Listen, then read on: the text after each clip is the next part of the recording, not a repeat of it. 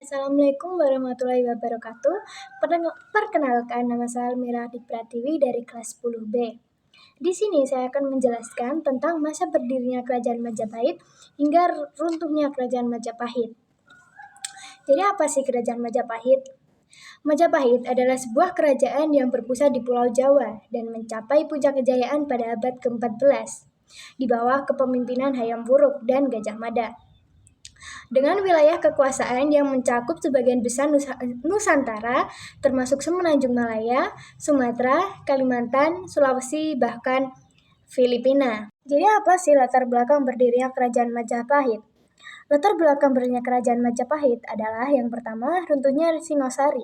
Dan yang kedua adalah keinginan Raden Wijaya untuk merebut kembali kekuasaan nenek moyangnya. Jadi apa sih penyebab dari runtuhnya Kerajaan Singosari dan kenapa Raden Wijaya ingin merebut kembali kekuasaan nenek moyangnya? Ada apa sih emang? Jadi teman-teman, sebelum kita bahas lebih lanjut, alangkah baiknya kita tahu apa yang terjadi sebelum Kerajaan Majapahit terbentuk. Jadi teman-teman, jauh sebelum Kerajaan Majapahit ada, berdirilah Kerajaan Singosari yang didirikan oleh Ken Arok. Jadi, Ken Arok ini mendirikan Kerajaan Tumapel yang saat itu menjadi bagian dari Kerajaan Kediri yang dipimpin oleh Kartajaya.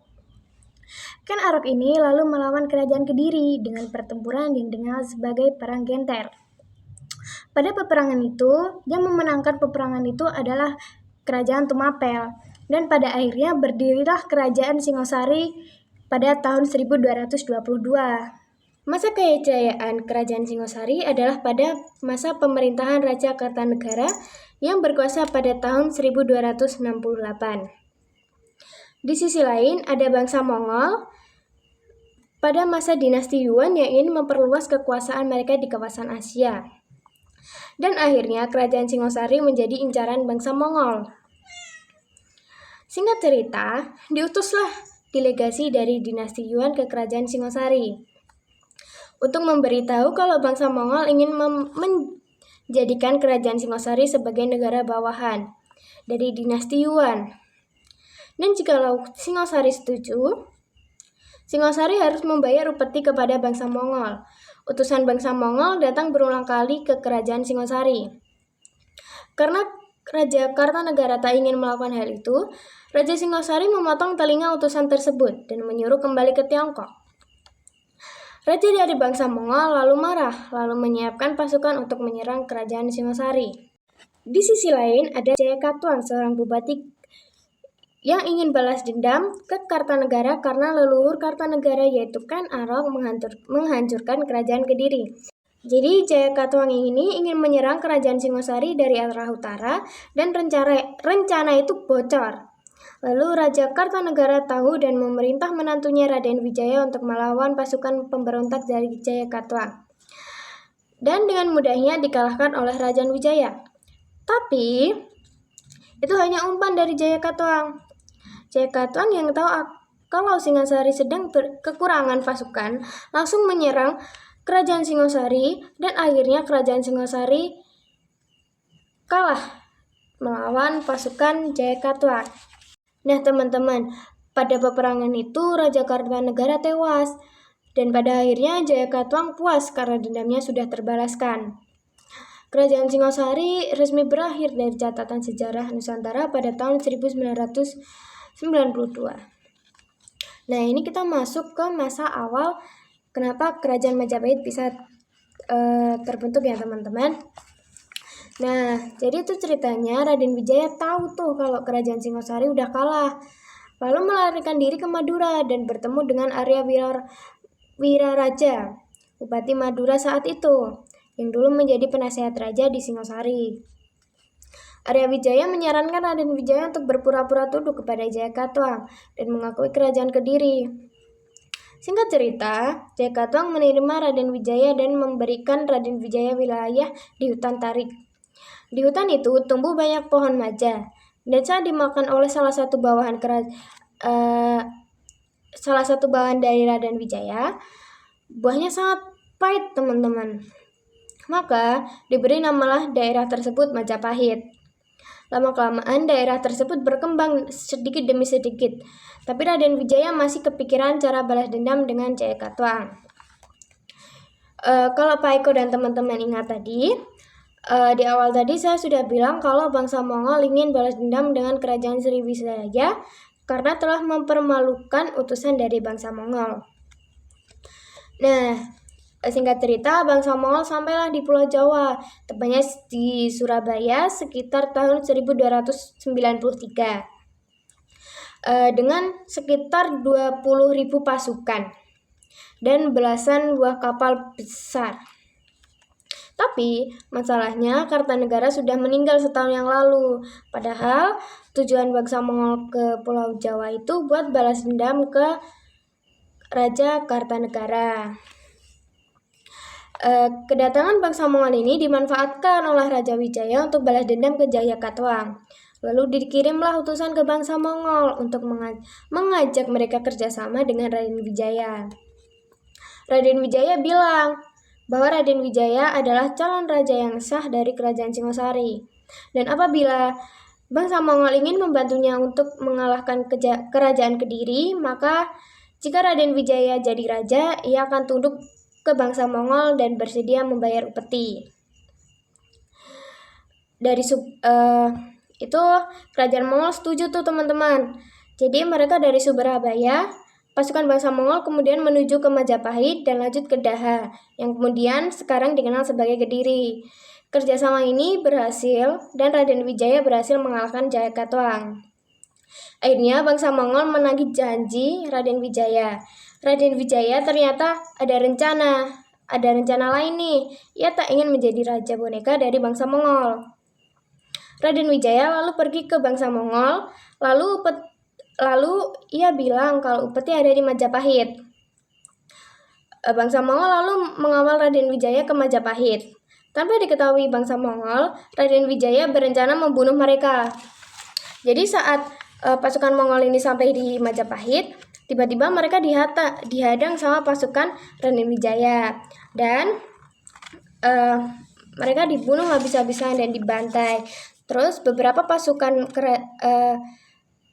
bangsa Mongol yang gak ikut ke Majapahit, waktu dapat berita itu, mereka langsung balik deh ke Tiongkok.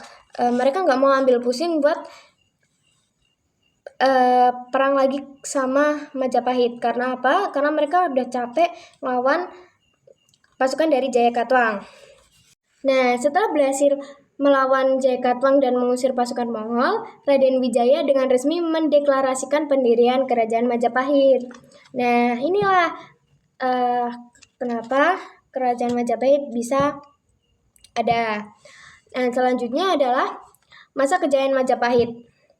Jadi waktu 1293, Raden Wijaya dinobatkan sebagai raja pertama Majapahit dengan gelar Kartarajasa Jayawardhana. Namun, pemerintahan awalnya tidak berjalan mulus. Banyak pejabat yang memberontak termasuk Renggalawe dan Sora. Akibat ketidakpuasan terhadap Mahapati Halayuda, setelah berbagai intrik politik, Halayuda akhirnya dihukum mati. Setelah Kartarajasa wafat, tahta jatuh kepada putranya, Jayanegara. Namun ia dikenal sebagai raja yang lemah dan sering disebut sebagai Kalagemet, yang artinya raja yang jahat dan lemah. Pemerintahannya penuh dengan konflik internal, termasuk pemberontakan Kuti dan Rakuti, yang hampir membuat Jayanegara kehilangan tahta. Jayanegara akhirnya dibunuh oleh tabib istana, Tanca, pada tahun 1328. Menurut naskah Pararaton, ia dibunuh karena telah melecehkan istri dari tabib tersebut. Namun, dalam catatan lain, Gajah Mada lah otak dari pembunuhan tersebut, karena ia ingin menyingkirkan raja yang tidak cocok menjadi pemimpin Majapahit. Dengan kematiannya, Majapahit kehilangan pemimpin laki-laki dari garis keturunan langsung ke Raden Wijaya. Lalu teman-teman, setelah kematian Jayanegara, Tribuana Tunggadewi naik tahta dengan dukungan Majapahit Gajah Mada. Pada masa ini, Majapahit mulai menunjukkan ambisinya untuk memperluas kekuasaan. Pada tahun 1336, dalam upacara pengangkatan Gajah Mada sebagai Mahapati, ia mengucapkan Sumpah Palapa. menyatakan bahwa ia tidak akan menikmati kesenangan dunia sebelum berhasil menyatukan seluruh Nusantara di bawah Majapahit.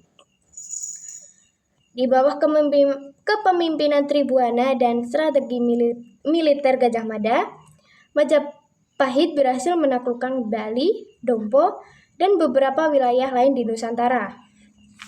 Lalu masuklah pada masa kejayaan di bawah Hayam Wuruk pada tahun 1350. Puncak kejayaan Majapahit terjadi pada masa pemerintahan Hayam Wuruk pada tahun 1350.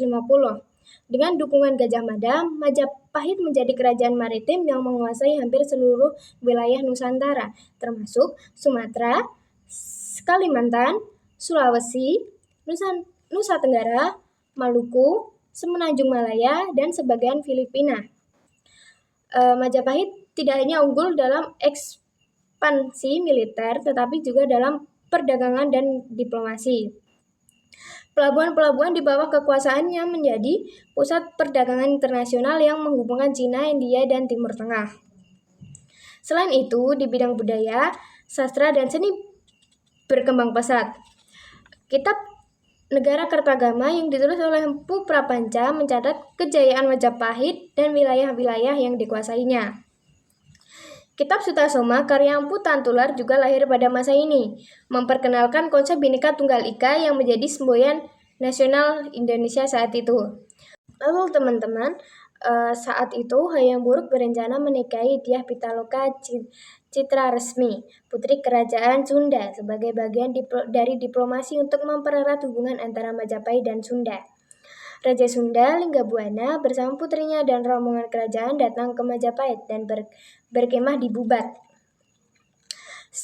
sebuah tempat di dekat ibu kota Majapahit. Namun, Gajah Mada melihat pernikahan ini bukan sebagai aliansi, melainkan sebagai bentuk tunduknya kerajaan Sunda kepada Majapahit. Ia menuntut agar Dyah Pitaloka datang sebagai persembahan, bukan sebagai calon permaisuri yang sejajar. Hal ini menimbulkan kemarahan dari pihak Sunda yang merasa dilecehkan.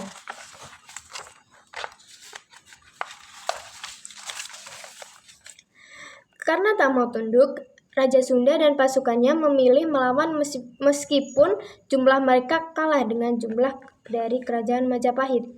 Dalam perang Bubat, seluruh rombongan Sunda termasuklah Raja Linggabuana tewas dalam pertempuran. Dyah Pitaloka yang kecewa dan merasa terhina akhirnya memilih bunuh diri. Akibat tragedi ini, hubungan Majapahit dan Sunda memburuk.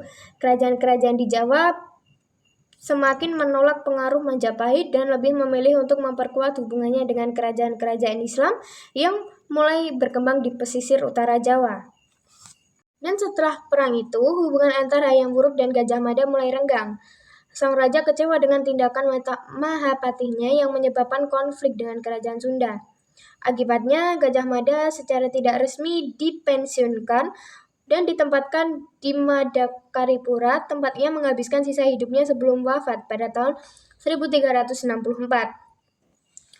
Kepergian Gajah Mada menyebabkan Majapahit kehilangan pemimpin militer dan politik yang paling kuat yang pernah dimilikinya. Namun, meskipun tanpa Gajah Mada, Hayam Wuruk masih mampu mempertahankan stabilitas kerajaan Majapahit dengan cara ia harus mengandalkan sistem administrasi yang kuat untuk menjaga stabilitas negara. Dan yang kedua adalah berfokus pada diplomasi dan perdagangan untuk mempertahankan kekuasaan Majapahit. Dan yang ketiga adalah menjaga hubungan baik dengan penguasa daerah. Meskipun beberapa wilayah jajahan mulai menunjukkan tanda-tanda pemberontakan, Hayam Wuruk masih berhasil mempertahankan kontrolnya hingga akhir hayatnya. Pada tahun 1389, Hayam Wuruk wafat tanpa meninggalkan pewaris laki-laki yang kuat. Putrinya Kusuma Wardani menikah dengan Wirakrama-Wardhana, tetapi ada juga klaim dari Bre Wirabumi, putra dari selir Hayam Wuruk. Perebutan kekuasaan ini akhirnya memicu perang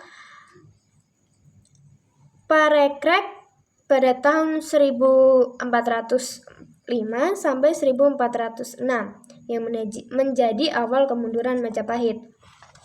Jadi tadi aku udah jelasin kalau beberapa kerajaan itu tuh udah gak percaya sama kerajaan Majapahit dan mereka milih untuk berhubungan dengan kerajaan-kerajaan Islam yang mulai berkembang di pesisir utara Jawa. Jadi dari kisah tadi aku dapat nyimpulin kalau kenapa kerajaan Majapahit ini bisa mundur itu karena ada perang saudara dan kalah dengan kerajaan-kerajaan Islam. Lalu selanjutnya adalah peninggalan dari kerajaan Majapahit. Di sini saya akan menyebutkan dalam bentuk candi, prasasti, dan naskah serta kitab kuno. Jadi di sini saya akan menyebutkan ada Candi Panataran di Jawa Timur, Candi Suku dan Ceto di Jawa Tengah, dan Candi Tikus di Mojokerto. Lalu ada prasasti berupa prasasti Kudadu, Canggu, dan Balawi. Lalu ada naskah dan kitab kuno yaitu Pararaton dan Negara Kertagama. Lalu ini ada beberapa link website di mana saya mencari beberapa referensi untuk mengerjakan tugas ini. Sekian dari saya. Wassalamualaikum warahmatullahi wabarakatuh.